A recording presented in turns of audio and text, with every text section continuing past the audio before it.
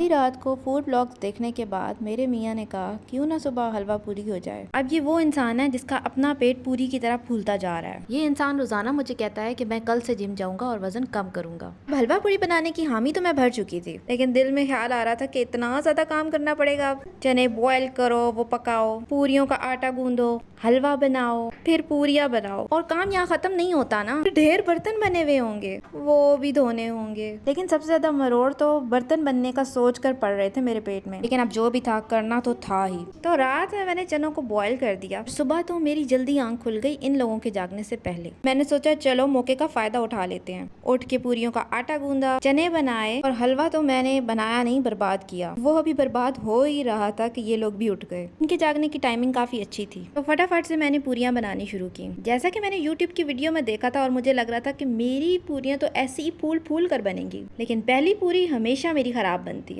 उसने तेल के ऊपर आने के बजाय तेल के अंदर डुबकी लगा के खुदकुशी कर ली। मेरे ज़हन में आया कि ओ नो, लगता है पूरियां और पूरी का नाश्ता खराब होने वाला है। लेकिन दूसरी पूरी इतनी अच्छी फूल गई कि उसको देख के मैं भी खुशी से फूल गई। उसके बाद मेरी परफॉर्मेंस काफी अच्छी हो गई। फिर बस मैं एक के बाद एक पूरी ऑयल में फेंकती गई और वो बनती गई, फूलती गई। और इन खूबसूरत पूरियों को देख के मुझे खुद पे बड़ा फख्र हो रहा था। मैं दिल ही दिल में खुद को अप्रिशिएट कर रही थी कि यार तुम इतनी अच्छी पूरियां बना सकती हो। ही नहीं आ रहा था कि ये मेरे हाथों ने बनाई है। इतना हैवी वाला मजेदार नाश्ता किसने बनाया? मैंने बनाया। एक जमाने में आपको कुछ ना बनाना आता हो और फिर आप इतना भी बना लो तो ये बहुत बड़ी अचीवमेंट होती है। क्योंकि मेरी ये बातें सुन के कुछ लोगों की जल जाएगी, फिर वो आके बोलेंगे कि अपनी तारीफें खुद कर रही हो। क्यों ना करूं भाई, खुद पे भी फख्र होना चाहिए, और मुझे तो खुद पे है। सुबह सुबह इतनी मेहनत करने का फायदा ये हुआ कि चने बन गए थे, तो रात के लिए भी वो सालन चल जाएगा। सिर्फ रोटियां बनानी होंगी, इससे बड़ी और खुशी क्या हो सकती है। फिर शाम में बेटी की पुरजोर फरमाइश पे हम बाहर निकल गए, क्योंकि इसको हो रहा था कि चलें बाहर।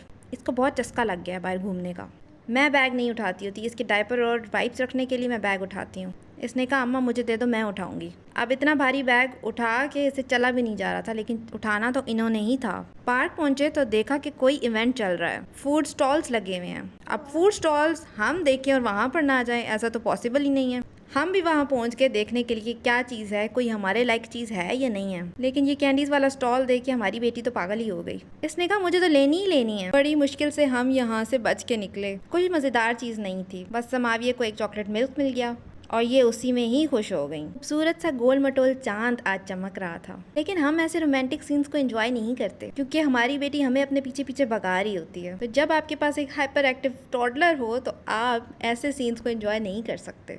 और बहुत सारी वॉक की, ताकि ये जो सुबह वाला नाश्ता है इसकी कैलोरीज तो बर्न हो जाए कम अज कम। सिर्फ दिल को तसल्ली दे रहे थे हम। फिर बस थोड़ा से नज़ारों को एंजॉय किया, चलते चलाते घर वापस आ गए।